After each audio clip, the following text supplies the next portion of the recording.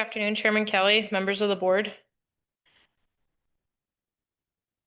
Water supply has been limited all irrigation season, and that's largely due to the record low snowpack and warm temperatures the basin experienced this past winter. MRGCD was unable to store any native Rio Grande water this year because of the poor hydrology, but MRGC would have been unable to store any native Rio Grande water even if the hydrology had allowed because of Rio Grande compact restrictions on native storage in New Mexico. So the combination of no native Rio Grande storage and poor hydrology have resulted in MRGCD irrigators being on rotation for most of the irrigation season. See if I can figure out this. Nope. Oh, I think we got it. Oh, okay.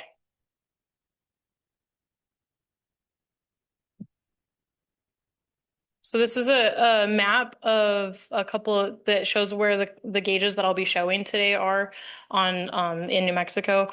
Two of the gauges, La Puente and below Abiquiu, are both on the Rio Chama.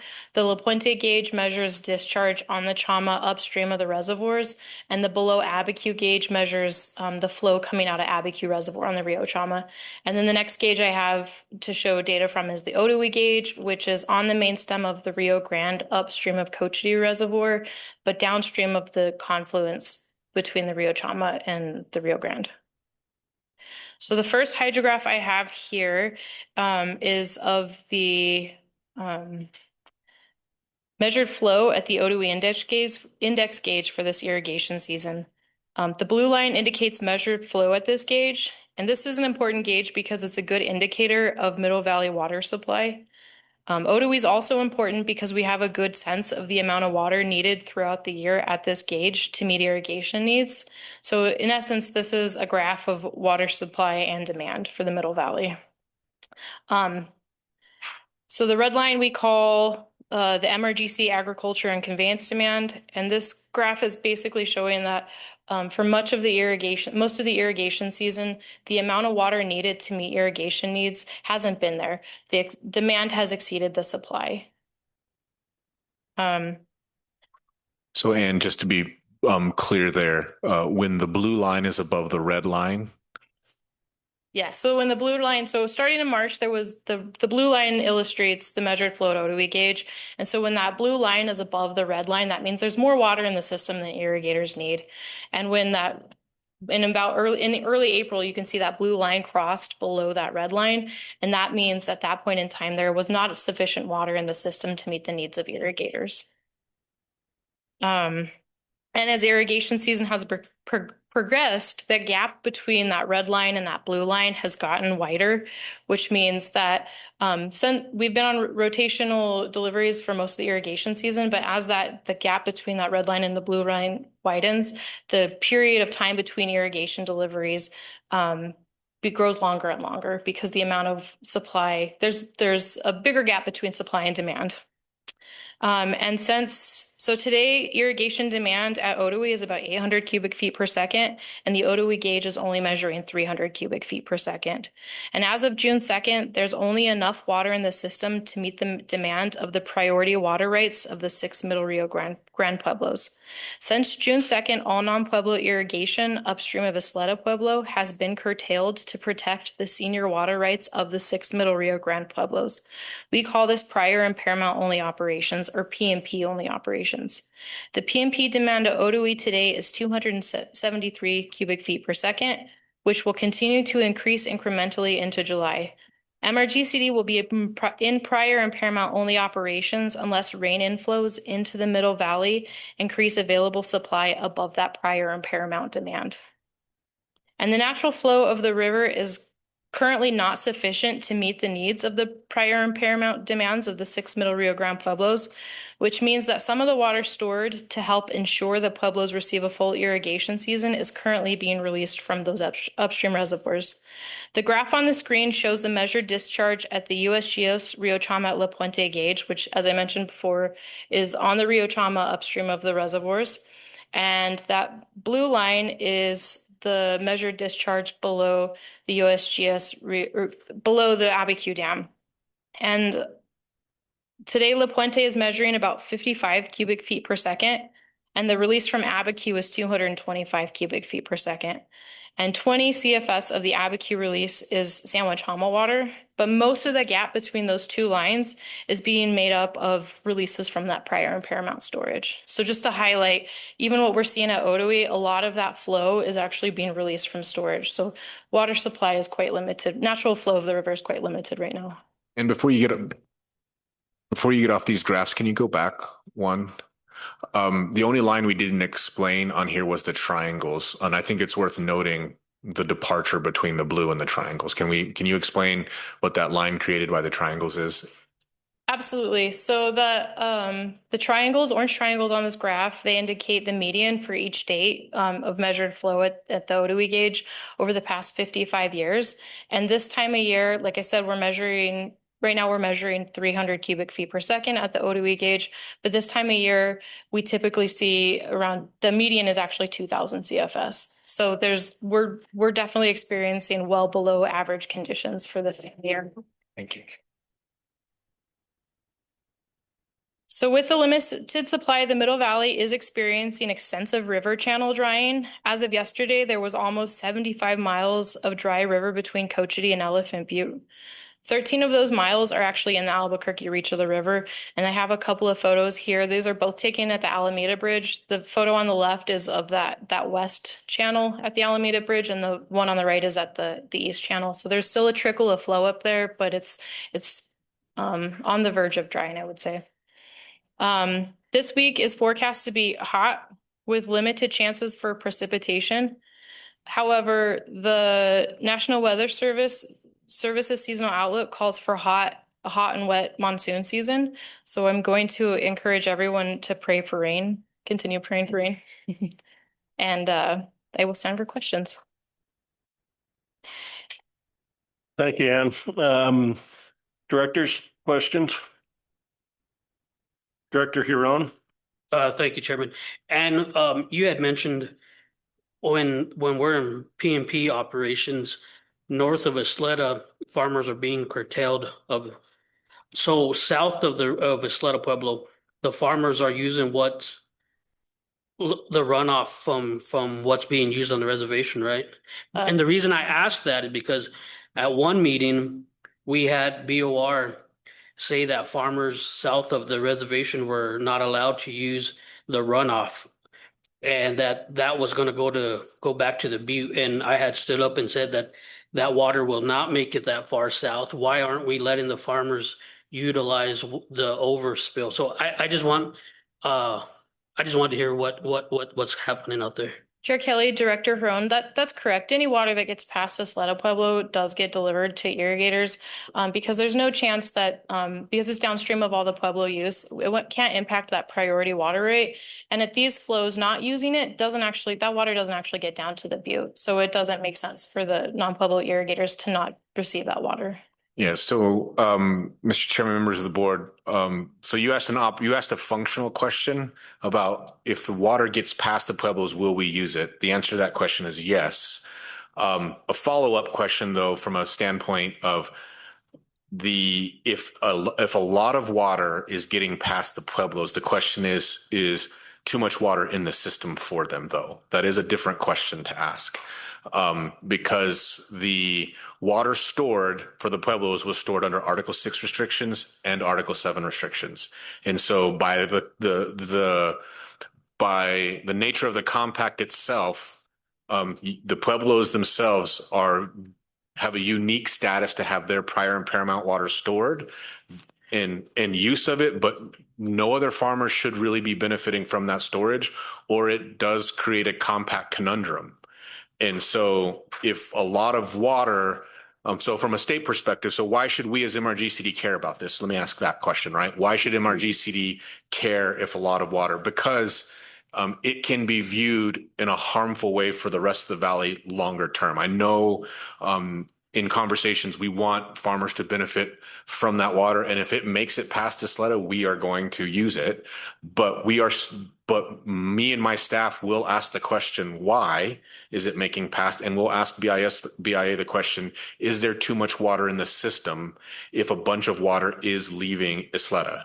Because it does have the potential, if we're looking at the long-term good of the valley, having an Article 6 violation or an Article 7 violation, because it could be construed that New Mexico is putting a whole bunch more water in the system and violating the rules in which that water was stored. If water was stored and we weren't in Article 6 and Article 7 violations, not an issue. But from a pure compact standpoint, we as a district at least have to ask the question, because it is important that we show, one, we understand the compact, we understand the implications of not complying with the compact, and asking the question, is there too much water in the system if there is substantial amount of water downstream of all the Pueblo's uses? Otherwise, those flows, in my mind, should likely be cut back to prevent that much water leaving tribal land. Chairman, if I may continue. Go ahead. Okay, thank you, Chairman. Jason, thanks for that explanation. So what is the measuring point? I don't know if it's been, first of all, I'm glad that farmers are using the tail end water, because it's not going to make it down the river. It's just going to evaporate or seepage. So I'm glad the nearby neighbors, they have that little bit of an advantage that they're using it. What is the measuring point of how much is too much? You know what I mean? The reason I asked that is because while you're explaining that, I'm trying to sit here and picture what could be happening at that time where there's a larger amount of water leaving, but for a short period of time before the next farmer is, I know everybody's on a schedule as well. How long of a measuring point do you have before you take into consideration the Pueblo has too much water leaving the reservation, let's shut it down? Because we could be in that middle, that transition part where the farmer next happened to be a little bit further than he was supposed to be and couldn't get that water. But so how do we gauge that? So that's actually a really good question operationally. We actually go through a similar type of analysis, say, for instance, when we're releasing San Juan Chama water into the system. And if you get all the way down into Socorro, there's a boundary there at the southern boundary of Socorro. It's Bosque del Apache.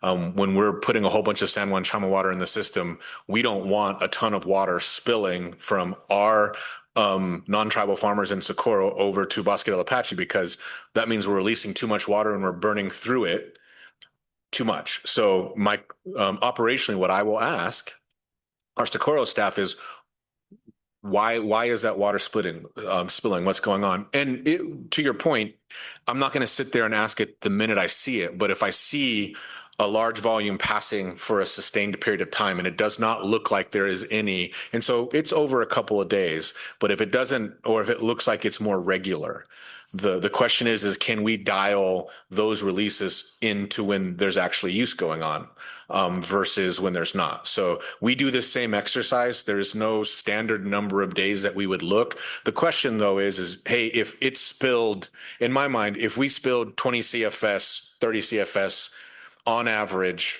over the whole PMP year, and remember, spilling 20 cubic feet per second on average, the whole PMP operation, I have questions about that. Should we be able to dial that back? And I think those would be good questions to ask operationally to BIA and to Isleta and say, hey, are there other users? When is that spilling happening? Is it the middle of the night? What is that operationally? So we have a real world example. We do the same thing. I ask the same operational questions to my staff when we have San Juan Chama releases going on, because nobody in the valley other than our farmers generally has a right to benefit from that, because it's tax money paid for a trans-basin diversion. So the federal government, none of those little entities have a right to benefit when we are releasing San Juan Chama water, except our irrigators. And I think it's a one-to-one example. Right now, under Article 6, Article 7 restrictions, the only entities that should be benefiting from release of prior and paramount water are the 6 Middle Rio Grande Pueblos, period. Thank you. So Jason, a follow-up question to that. How much of this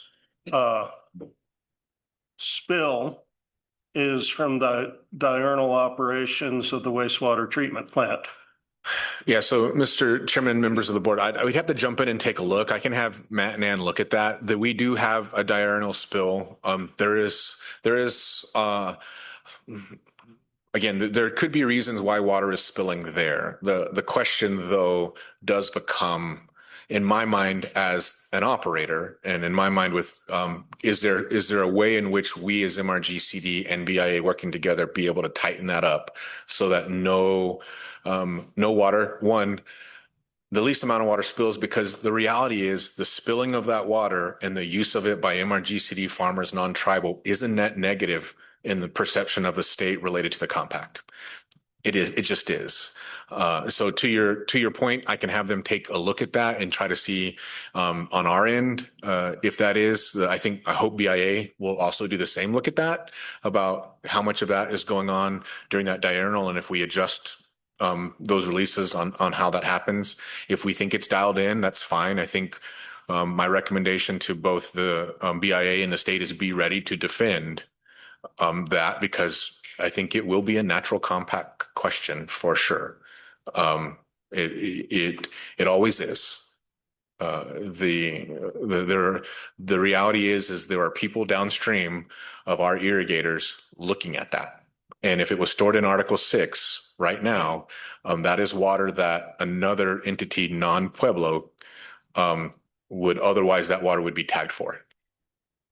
But I think you could also make the case that the spill water is actually the peak of the diurnal that's getting passed. Mr. Chairman, members of the board, you could, but there are no provisions for that in the compact under Article 6, right? Like the question is provision would be a re-regulation reservoir at their outfall to smooth that out to where it's a consistent flow that you guys can